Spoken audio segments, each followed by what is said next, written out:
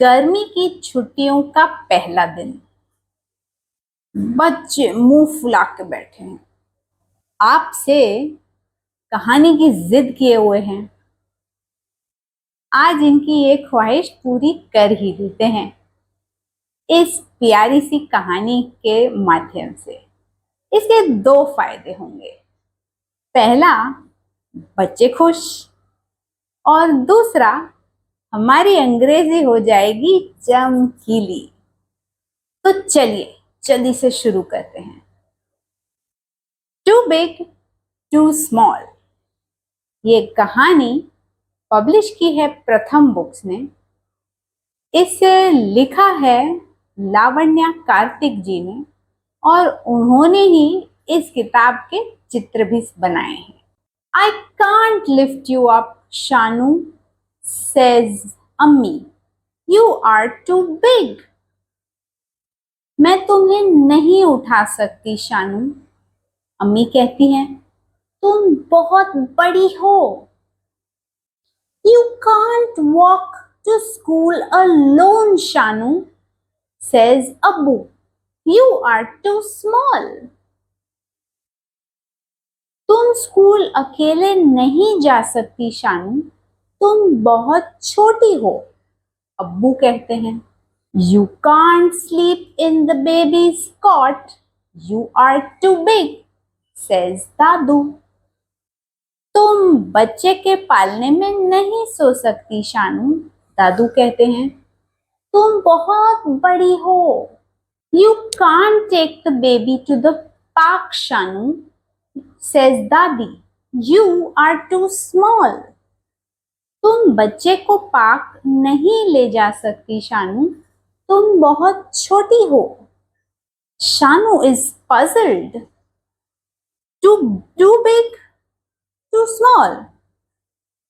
How can I be too big and too small all at once? Shanu हैरान है। बहुत बड़ी, बहुत छोटी, मैं एक ही वक्त पर बहुत बड़ी और बहुत छोटी कैसे हो सकती हूँ? शायद सारे बच्चों के मन में ये ख्याल आता है जब हम बड़े उन्हें टोकते रहते हैं। तो ये प्यारी सी कहानी हमें बच्चों की इस उलझन को सुलझाने में भी मदद करती है। अगर आपको वीडियो यहाँ तक पसंद आ रहा है तो मुझे कमेंट्स में एक थम्स अप जरूर दीजिए। चलिए शानू की कहानी आगे बढ़ाते हैं। Too big to wear her pink frock. Too small to make dosas at the stove. अपनी गुलाबी फ्रॉक पहनने के लिए बहुत बड़ी है और चूल्हे पर डोसा बनाने के लिए बहुत छोटी है। Too big to climb up on दादू's back. Too small to carry the baby on hers. दादू की पीठ पर चढ़ने के लिए बहुत बड़ी है, पर बच्चे को अपनी पीठ पर बिठाने के लिए बहुत छोटी है। What am I the right size for? Shanu wonders. किस लिए मैं बिल्कुल सही आकार की हूँ? शानू सोचती है। अम्मी smiles and says, "Why, you are just big enough to go to school." अम्मी मुस्कुराती हैं और कहती हैं, स्कूल जाने जितनी बड़ी हो तुम, and you are just small enough for me to carry you on my shoulders, says अब्बू. और अब्बू कहते हैं कि तुम इतनी छोटी हो कि मैं तुम्हें अपने कंधों पर बिठा सकता हूँ. You are just big enough to take me for my morning walks, says दादू. तुम मुझे सुबह की सैर पर ले जाने जितनी बड़ी हो, दादू कहते हैं. And you are small enough for me to tell stories too, says दादी. दादी कहती हैं कि तुम इतनी छोटी हो कि मैं तुम्हें कहानियां बता सकूं. And You will always be the perfect size for this, they say, and give her a warm, wonderful hug. और तुम हमेशा हमेशा सही साइज की रहोगी इसके लिए, सब कहते हैं और उसे एक प्यार और दुलार से गले लगाते हैं। तो कैसी लगी ये कहानी, है ना प्यारी? चलिए अब इस कहानी से हम इंग्लिश कैसे सीख सकते हैं। सबसे पहले इस कहानी के जो शब्द हैं उन्हें हमें याद करना है और सही उच्चारित करना है। इसके लिए वीडियो को एक एक वाक्य सुनने के बाद पॉज कीजिए और यही सारे शब्द दोहराइए। ये आप अगर 4-5 बार करेंगे तो ये आपको याद हो जाएंगे। इसके बाद इन शब्दों को आप दोहराएं और तब अपनी आवाज रिकॉर्ड कीजिए। फिर अपनी आवाज की रिकॉर्डिंग खुद सुनिए और आप सारे शब्दों का उच्चारण सही कर रहे हैं या नहीं, ये तसल्ली कर लीजिए। तो अब आपको कहानी याद हो गई है। कहानी के शब्दों का मतलब तो साथ साथ बताया ही है मैंने। अब आप ये कहानी अपने बच्चों को बताने के लिए तैयार हैं। इसमें से हम कुछ अंग्रेजी के शब्द कैसे उपयोग करने हैं उस पर थोड़ा सा गौर करें। I can't lift you up Shanu. Lift up मतलब उठाना। तो लिफ्ट एक ऐसा शब्द है जिसको हम अप के साथ प्रयोग करते हैं हम जब किसी चीज को उठाने की बात कर रहे हैं तब। तो इसका एक और उदाहरण है, I can lift these heavy books. मतलब मैं इन भारी भरकम किताबों को उठा सकती हूँ। So lift up. You can't walk to school alone.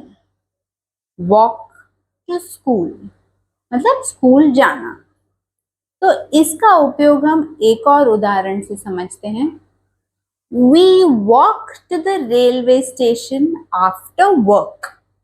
मतलब ऑफिस खत्म होने के बाद हम रेलवे स्टेशन चल के जाते हैं। So we walk to the railway station. You can't sleep. You can't sleep in the baby's cot. Sleep माने सोना। तो इसका वाक्य में हम प्रयोग कर रहे हैं, The baby sleeps by 8 p.m. मतलब बच्चा रात 8 बजे तक सो जाता है। You can't carry the baby to the park. Carry मतलब ले जाना। अब इसका हम एक वाक्य देखते हैं। The children carry their lunch in their school bags। मतलब बच्चे अपना खाने का टिफिन अपने स्कूल बैग में ले जाते हैं। सो ले जाते हैं carry. The children carry their lunch in their school bags। तो वीडियो पॉज कीजिए और मुझे बताइए कौन सी ऐसी चीज है जो आप घर से निकलने से पहले हमेशा साथ ले जाते हैं। जैसे I always carry my mobile phone। मैं अपना मोबाइल फोन हमेशा साथ ले जाती हूँ। कैरी ले जाना। Shanu is puzzled. पजल्ड मतलब हैरान होना। दादू is puzzled. He cannot find his walking stick। मतलब दादाजी हैरान हैं, उन्हें अपनी छड़ी नहीं मिल रही है। Too big to wear her old pink frock। To wear माने पहनना। तो एक वाक्य और देखते हैं। The children wear their uniforms to school। मतलब बच्चे अपने स्कूल का यूनिफॉर्म पहनकर स्कूल जाते हैं। तो wear their school uniform. Too big to climb up on दादू's back. Climb up माने किसी चीज पर चढ़ना। तो जैसे हमने देखा था लिफ्ट अप, वैसे ही क्लाइंब अप के साथ प्रयोग करते हैं हम। क्लाइंब के साथ हम अप का प्रयोग करते हैं ये बताने के हम किसी चीज के ऊपर चढ़ रहे हैं। जैसे the children climb up the mango tree, मतलब बच्चे आम के पेड़ पर चढ़ गए हैं। इसी तरह हम नीचे उतरने की भी बात क्लाइंब के जरिए कर सकते हैं, पर अप के बजाय डाउन जोड़कर। The children climb down the stairs, मतलब बच्चे सीढ़ियों से नीचे उतर आते हैं। तो climb up, climb down. What am I the right size for? Wonders Shanu. Wonder करना माने सोचना। I'm late. Will I get the train? I wonder. मैं लेट हूँ, क्या मुझे ट्रेन मिलेगी? मैं सोचती हूँ। तो जब हमें सोचने की बात करनी है तो हम थिंक का प्रयोग तो कर सकते हैं, पर वंडर इस शब्द का भी प्रयोग किया जा सकता है।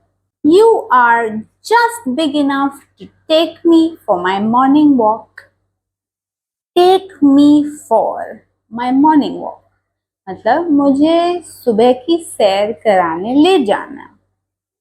तो इसका एक और वाक्य हो सकता है Anita takes her mother to the doctor. Anita अपनी माँ को डॉक्टर के पास ले जाती है। और ये ऐसी अनोखी स्लाइड है जहाँ पे दो काफी करीब करीब मतलब वाले शब्दों का उपयोग किया है, टेल और से। You are just small enough for me to tell stories too, says दादी। तो इसका एक और उदाहरण देखते हैं। Anil tells the children how to make a paper boat. Anil बच्चों को बताता है कि कागज की कश्ती कैसे बनानी है। Then he says, let your boat sail in the pond. फिर वो कहता है अपनी कश्ती को तालाब में तैरने दो। तो ये थी आज की ये प्यारी सी कहानी और कुछ अंग्रेजी के शब्द जो हम यहाँ से सीखकर उपयोग में ला सकते हैं। अगर आपको इस वीडियो से मदद हुई तो अपने दोस्तों के साथ, परिवारजनों के साथ ये वीडियो ज़रूर शेयर कीजिए ताकि उन्हें भी इससे फ़ायदा हो। और अगर आपको इंग्लिश सीखने में रुचि है तो मुझे मेरे इस नंबर पर मैसेज ज़रूर कीजिए और मेरा व्हाट्सएप ग्रुप ज्वाइन कीजिए।